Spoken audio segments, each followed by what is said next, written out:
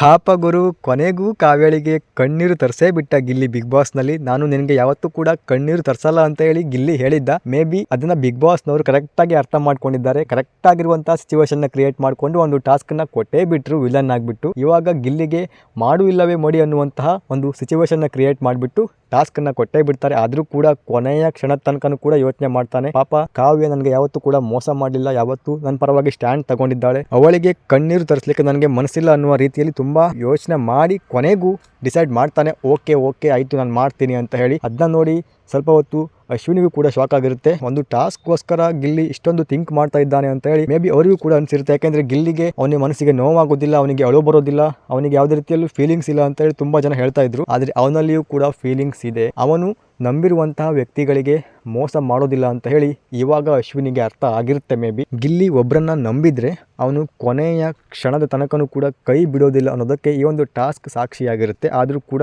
ಅಶ್ವಿನಿ ಅವರು ಕೂಡ ಇದ್ರು ಅನ್ನೋ ಕಾರಣಕ್ಕೋಸ್ಕರ ಮೇ ಬಿ ಅವನು ಒಪ್ಕೊಂಡಿರ್ತಾನೆ. ಯಾಕೆಂದ್ರೆ ನನ್ನಿಂದ ಅಶ್ವಿನಿಗೂ ಕೂಡ ತೊಂದರೆ ಆಗಬಾರ್ದು ಅಂತ ಹೇಳಿ ಒಂದು ಆಫರ್ ಕೊಟ್ಟಿದ್ದಾರಲ್ವಾ. ಡೈರೆಕ್ಟ್ ಆಗಿ ಇವಾಗ ಕ್ಯಾಪ್ಟನ್ಸಿ ಟಾಸ್ಕ್ಗೆ ಹೋಗ್ಲಿಕ್ಕೆ ಒಂದು ಅವಕಾಶ ಸಿಕ್ಕಾಗ ಅದನ್ನ ಬಿಡಬಾರ್ದಲ್ವಾ. ಹಾಗಾಗಿ ಇಬ್ರು ಕೂಡ ಇದ್ದ ಕಾರಣ ಗಿಲ್ಲಿ ಒಪ್ಕೊಳ್ತಾನೆ. ಹಾಗೆ ಅಶ್ವಿನಿ ಅವರು ಬಿಗ್ ಬಾಸ್ ನ ಫಸ್ಟ್ ವಾರದಲ್ಲಿ ಕಾವ್ಯಳನ್ನ ಫ್ರೀ ಪ್ರಾಡಕ್ಟ್ ಅಂತ ಹೇಳಿ ಜಂಟಿ ಟಾಸ್ಕ್ ಅಲ್ಲಿ ಕರೆದಿದ್ರು.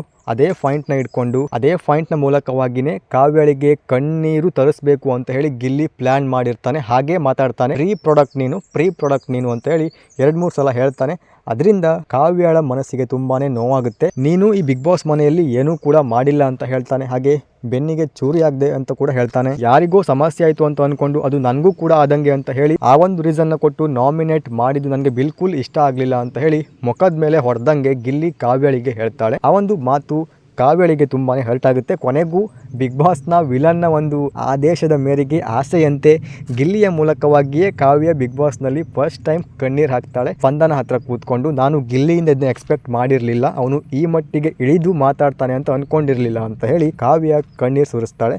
ಮೇ ಬಿ ಈ ಒಂದು ಬಾಂಡ್ ಇನ್ನು ಮುಂದೆನೂ ಕೂಡ ಹೀಗೆ ಇರುತ್ತೆ ಅಂತ ಹೇಳಲಿಕ್ಕೆ ಸಾಧ್ಯ ಇಲ್ಲ. ಯಾಕೆಂದ್ರೆ ಕಣ್ಣೀರು ಹಾಕಬೇಕು ಅಂತ ಹೇಳಿ ಬಿಗ್ ಬಾಸ್ ಹೇಳಿದ್ರು, ಹೀಗೆ ಮಾಡಿ ಕಣ್ಣೀರು ಹಾಕಬೇಕು ಅಂತ ಹೇಳಿರಲಿಲ್ಲ. ಮೇ ಬಿ ಈ ಒಂದು ಟಾಸ್ಕ್ ಅಂತ ಹೇಳಿ ಗೊತ್ತಾದ ಮೇಲೂ ಕೂಡ ಗಿಲ್ಲಿ ಅದನ್ನ ಸರಿಪಡಿಸಲಿಕ್ಕೆ ಪ್ರಯತ್ನ ಪಟ್ಟರು. ನಾನು ಈ ತರ ಮಾಡಿದ್ದು ಕೇವಲ ಟಾಸ್ಕ್ಗೋಸ್ಕರ ಅಂತ ಹೇಳಿದ್ರು ಕೂಡ ಅದನ್ನ ಅಕ್ಸೆಪ್ಟ್ ಮಾಡ್ತಾಳೆ ಕಾವ್ಯ ಅಂತ ಕೂಡ ಹೇಳಲಿಕ್ಕೆ ಸಾಧ್ಯ ಇಲ್ಲ. ನೀನು ಬೇರೆ ವಿಚಾರಗಳನ್ನ ಇಟ್ಕೊಂಡು ಮಾತಾಡ್ಬೋದಿತ್ತಲ್ವಾ ಗಿಲ್ಲಿ, ಇದನ್ನೇ ಯಾಕೆ ಹೇಳಬೇಕಿತ್ತು ಅಂದ್ರೆ ನಿನ್ಗೂ ಕೂಡ ನಾನು ಫ್ರೀ ಪ್ರಾಡಕ್ಟ್ ಅಂತ ಅನ್ಸಿರ್ಬೇಕಲ್ವಾ ಅಂತ ಹೇಳಿ ಅವರಿಬ್ಬರ ಮಧ್ಯೆ ಇದ್ದಂತಹ ಒಂದು ಬಾಂಡಿಂಗ್ ಮುರಿದು ಬೀಳುವಂತಹ ಚಾನ್ಸಸ್ ಬಹುತೇಕ ಇದೆ. ಈ ಕ್ಷಣಕ್ಕೆ ಬಿಗ್ ಬಾಸ್ ಮೇಲುಗೈ ಸಾಧಿಸಿದೆ ಇವರಿಬ್ಬರ ಒಂದು ಬಾಂಡಿಂಗ್ ನ ಮುರಿಯೋ ಮೂಲಕವಾಗಿ. ಗಿಲ್ಲಿ ಮತ್ತೆ ರಘು ಬಾಂಡಿಂಗ್ ಮುರಿದೋಯ್ತು, ಗಿಲ್ಲಿ ಮತ್ತೆ ರಕ್ಷಿತಾ ಬಾಂಡಿಂಗ್ ಮುರಿದೋಯ್ತು, ಇವಾಗ ಗಿಲ್ಲಿ ಮತ್ತೆ ಕಾವ್ಯ ಬಾಂಡಿಂಗ್ ಕೂಡ ಮುರಿದೋಗಿದೆ. ಇವಾಗ ಹೊಸದಾಗಿ ಬಂದಿರುವಂತಹ ಹೊಸ ಬಾಂಡಿಂಗ್ ಗಿಲ್ಲಿ ಮತ್ತೆ ನಮ್ಮ ರಜತ್ ಅವರು, ಅದು ಯಾವಾಗ ಬೇಕಾದ್ರೂ ಮುರಿದೋಗ್ಬಹುದು. ಹಾಗಾಗಿ ಬಿಗ್ ಬಾಸ್ ನ ಉದ್ದೇಶ ಬಿಗ್ ಬಾಸ್ ಮನೆಯಲ್ಲಿ ಎಲ್ಲ ಒಂದು ಬಾಂಡಿಂಗ್ ಗಳನ್ನು ಕೂಡ ಮುರಿದು ಹಾಕಿ ಕೊನೆಯ ವೀಕ್ ನ ಕಡೆಗೆ ಸಾಗುವಂತದ್ದು. ನನ್ನ ಪ್ರಕಾರ ಅದು ತುಂಬಾನೇ ಒಳ್ಳೆಯದು.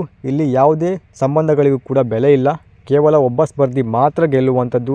ಕೊನೆಯ ತನಕ ಅವನು ಯಾವ ರೀತಿಯಾಗಿ ಬಿಗ್ ಬಾಸ್ನ ಒಳಗಡೆ ಆಡ್ತಾನೆ ಅದು ತುಂಬಾನೇ ಮುಖ್ಯ ಆಗಿರುತ್ತೆ. ಹಾಗಾಗಿ ಒಂದು ಟಾಸ್ಕ್ ಅನ್ನು ಕೊಟ್ಟು ಬಿಗ್ ಬಾಸ್ ಕಾವ್ಯ ಮತ್ತೆ ಗಿಲ್ಲಿಯ ಒಂದು ಬಾಂಡಿಂಗ್ ನ ಮುರಿದು ಹಾಕಿದ್ದಾರೆ ಅಂತಾನೆ ಹೇಳ್ಬಹುದು. ಈ ಒಂದು ಇವತ್ತಿನ ಎಪಿಸೋಡ್ ತುಂಬಾನೇ ಬೇಜಾರಾಗುತ್ತೆ. ಮೇ ಬಿ ಗಿಲ್ಲಿ ಮತ್ತೆ ಕಾವ್ಯಳ ಜಂಟಿ ಫ್ಯಾನ್ಸ್ ಗಳಿಗೆ ಸಪರೇಟ್ ಫ್ಯಾನ್ಸ್ ಗಳಿಗೆ ಬೇಜಾರಾಗೋದಿಲ್ಲ. ಮೇ ಬಿ ಜಂಟಿ ಫ್ಯಾನ್ಸ್ ಗಳಿಗೆ ಇಬ್ಬರನ್ನು ಕೂಡ ಇಷ್ಟಪಡುವಂತಹ ಪ್ರೇಕ್ಷಕರಿಗೆ ಬೇಜಾರ್ ಆಗ್ಬೋದು. ಐ ಹೋಪ್ ನಿಮಗೆ ಈ ಒಂದು ರಿಯಾಕ್ಷನ್ ವಿಡಿಯೋ ಇಷ್ಟ ಆಗಿದೆ ಅಂತ ಅನ್ಕೋತೀನಿ.